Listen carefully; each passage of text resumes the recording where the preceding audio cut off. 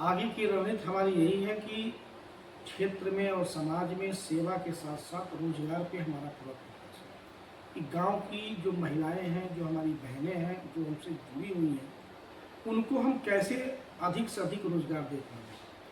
उसके बाद रोजगार के साथ साथ हम मेडिकल के रूप में कि किस तरीके से इंसान के पास पैसा नहीं रहता है और वो पैसे के अभाव में अस्पताल तक नहीं पहुंच पाता है। जो अस्पताल में खर्च होता है वो तो बातें छोड़ दीजिए, वो अस्पताल में नहीं पहुंच पाता है कि जहां आदमी का 1,500 रुपये भाड़ा लगता है और इमरजेंसी में लोग 2-2, 4-4 हज़ार रुपया भी गाड़ी के भाड़ा के रूप में लोग मांगते हैं। तो ऐसे लोगों की मदद करने के लिए अलग अलग गाँव में एम्बुलेंस के रूप में ही सही, भले उसमें एम्बुलेंस न लिखा हो, लेकिन एम्बुलेंस के रूप में मैंने अब तक बहुत सारी गाड़ियां मैंने उपलब्ध कराई हैं।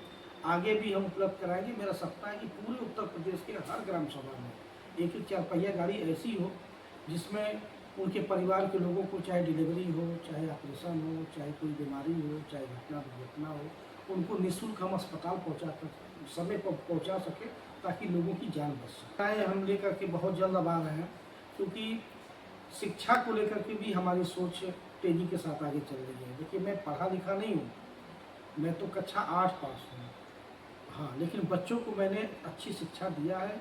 वो अपना पढ़ाई करते हैं, अपना तैयारी करते हैं, लेकिन पैसे के अभाव में या यूँ कहिए कि साधन संसाधन के अभाव में बहुत सारे परिवार के बच्चे नहीं पढ़ पाते हैं। ऐसे बच्चों के लिए भी हम आने वाले समय में ऐसी गाड़ियों की व्यवस्था करेंगे जिसमें बच्चे निःशुल्क विद्यालय तक पहुँच सकें। निःशुल्क।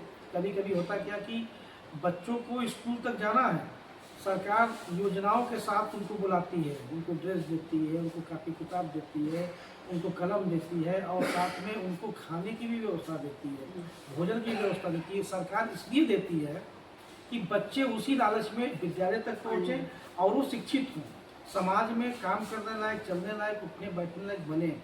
लेकिन कभी कभी क्या होता है कि हमारी सोच वहाँ तक नहीं जा पाती है जिससे हम बच्चों को रेगुलर स्कूल नहीं भेज पाते हैं, चाहे वो साधन संसाधन का अभाव हो या शायद हमारी जागरूकता उतनी न हो, जो गांव में देखा जाता है ज़्यादातर।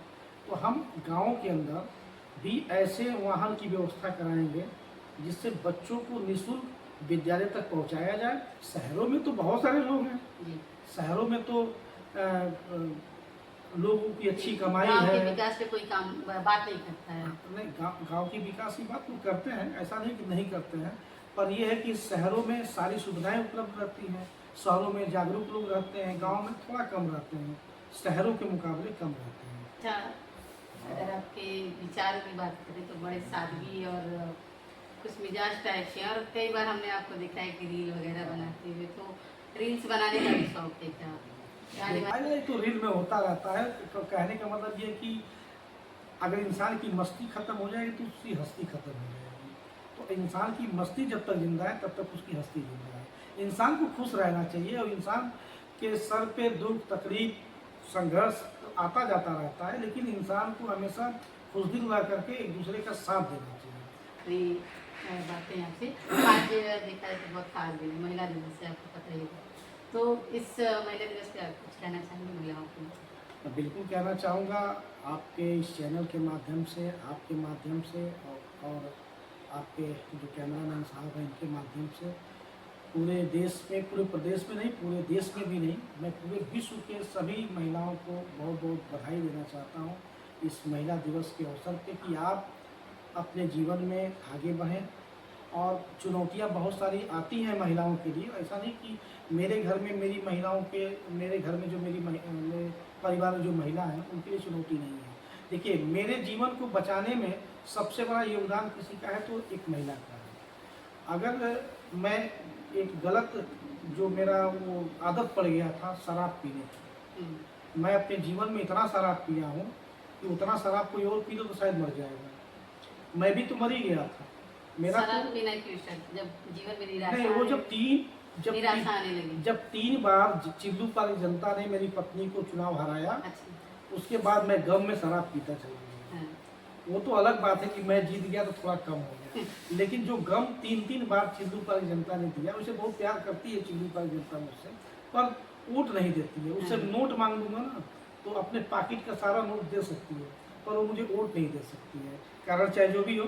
पर चिल्लूपा की जनता की वजह से जो मुझे हार मिली, उसका जो गम मिला, उस गम की वजह से मैं शराब का आदी हो गया, और शराब की आदी इस कदर हो गया था कि मेरा लीवर ट्रांसप्लांट कराना पड़ा। मेरे जो पेट के अंदर जो लीवर है, शरीर के अंदर, ये लीवर किसी और का नहीं है, बल्कि उस महिला का है जिसको आज पूरा देश जो है महिला दिवस के रूप में मना रहा है। तो मैंने कहा ना कि मेरे जीवन को बचाने में सबसे बड़ा योगदान महिला का है। तो अगर मेरी पत्नी नहीं रही होती और मेरी पत्नी ने लीवर को दान, जिसको डोनेट कहा जाता है, वो नहीं दी होती, अपने शरीर के उस लीवर को, उसे 90% अंग को काट के मेरे शरीर के अंदर नहीं डाला होता मेदांता के दिल्ली वाले अस्पताल में, तो मैं आज आपके सामने जिंदा नहीं रहता, मरा हुआ कहीं मेरा फोटो टंगा हुआ आपको मिलता। तो इस महिला दिवस पे सभी महिलाओं को मैं बहुत बहुत बधाई, धन्यवाद, शुभकामनाएं सब कुछ देना चाहता हूँ कि आप भी अपने जीवन में जब भी कोई मौका मिले तो इस तरीके का कार्य करते रहिए। परिवार है तो सब कुछ है, मेरी पत्नी ने मेरा जीवन बचाया है, तो मैं अपनी पत्नी को भी बहुत बहुत आपके चैनल के माध्यम से धन्यवाद देना चाहता हूँ इस महिला दिवस पर। हमारे चैनल पर बात करने के लिए बहुत धन्यवाद।